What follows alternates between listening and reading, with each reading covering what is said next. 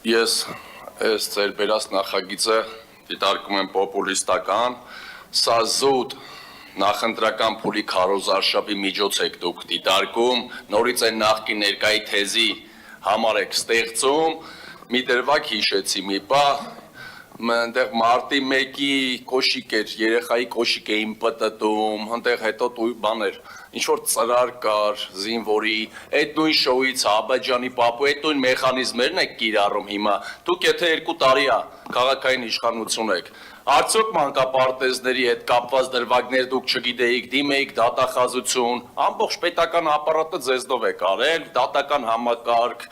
այնտեղ քննչական մարմին, դատախազություն, ինչի ասենք, ինչն է ձեզ հետաքրքիր, որ էմոցիոնալ բնույթի մանկապարտեզների ֆոն եք ուզում ստեղծեք 26 թվականի ընտրություններից առաջ,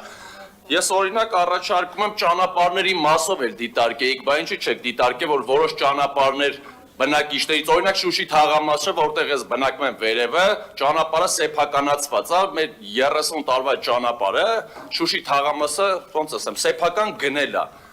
Այս պահին շատ վատ վիճակում է ու մարդու սեփականությունն է պարզվում, aber ինչի՞ է չեք դիտարկում, այդ այգիները, որ ասում եք չենք մտցնում, թե մի քիչ երեխաների մասը շատ էմոցիոնալ ֆոն է ապահովում ընտրությունների համար, նախկին ներկայի այդ բազարը ձեր նորից անեք։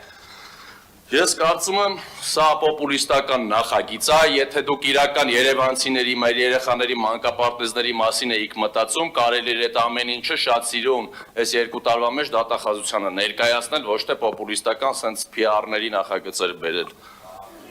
Պարոն Գալջյան, ես ընդհանրապես էմոցիոնալ չարտահայտեցի, շատ հանգիստ էի ելույթ ունենում, ի տարբերություն ձեզ։